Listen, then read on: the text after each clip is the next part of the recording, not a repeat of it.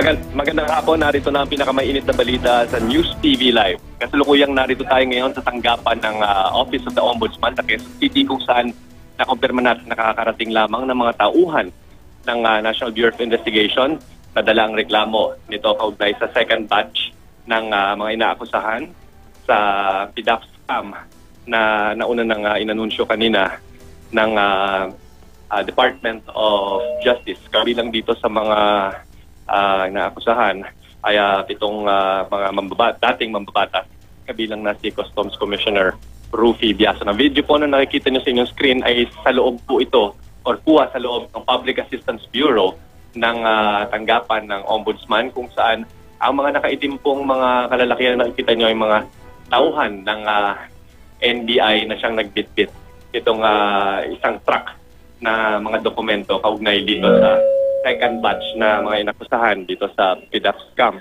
At kakausap natin kanina dito yung isang abogado ng mga whistleblower na siyang nagsampanga ng kasong ito at sinasabing marami pa raw na inaasahang mga maakusahan patungkol dito sa pang-aabuso ng PDAF pero hindi pa nila masabi sa ngayon kung yung pangatlong batch ay may madadawit pang mga incumbent or former officials ng gobyerno. At yan ang latest mula rito sa Office of the Ombudsman, ang latest mula rito sa News TV Live.